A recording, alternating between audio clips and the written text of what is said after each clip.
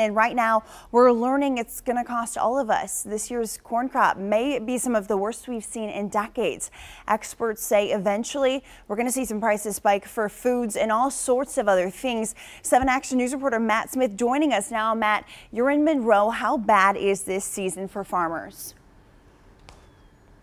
Well, let me give you an idea. You should see lush green crops behind me. Instead, you see a lot of barren soil. That is the issue for farmers. If you're talking corn, you're not even talking knee-high yet, and it should be much further along than that. In some cases, they haven't even planted. When I asked a farmer how this is going to crush them, he said yes, but also asking what it's going to affect you at the grocery store, he simply said brace for high prices. Way too wet. You can see the mud is sticking to our shoes. Bare soil is certainly a shocking sign in June. Typically this time of year, you'd expect corn to be nearly waist high at Tom Wolmer's farm. This one of the worst years you've had in a while? Yeah, I'd say this is the least amount of crops I've had planted at this date. I didn't put a single seed in the ground in the month of May. The reason? Non-stop rain.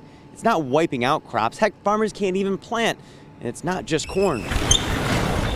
So every one of these bins holds 40 units. There are hundreds of acres worth of soybeans bought and paid for. A hard prospect for the guys that won't recoup all that money. A lot of people haven't planted, and at this point in the season, a lot of farmers are giving up. Over at Monroe Community College testing grounds, students have had the same problems. Ned Berkey is a retired ag professor from MSU Extension. Prices are going to be higher this fall.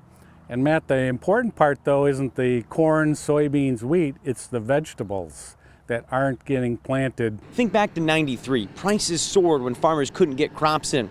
This is worse. And it's not just Michigan. We're seeing open fields in Illinois, Iowa, Indiana, and Ohio too. The produce can be shipped from out of country, but that's when prices spike. We've had farmers that have been in the business 60 years. They've never seen a year like this. For those supporting family farms, idle rigs spell financial ruin. Wolmer says he'll stay afloat, but empty fields put others in a dangerous spot. You want to plant. That's what we do. All right, Matthew, even if you're not an agriculture expert, we've all heard knee-high by the 4th of July, right? That's 2.5 weeks away. There's nothing behind you. Yeah, in this case, we are just not seeing the vegetables. The corn crops, yeah, they didn't even plant in a lot of instances. Over 80% are some estimates that just didn't plant in this county alone. And as you heard, it's all across different states. It's going to cost more because they'll have to ship stuff in from out of country. But also keep in mind, farmers, this is going to hurt them. This is when you hear about people losing the farm. Luckily, there's farm insurance, but it'll never make people whole. And in some cases, those family farms, they have a multi-million-dollar line of credit. And a lot of them won't be pulling all that money back in this year. So what happens next? We'll have to wait and see.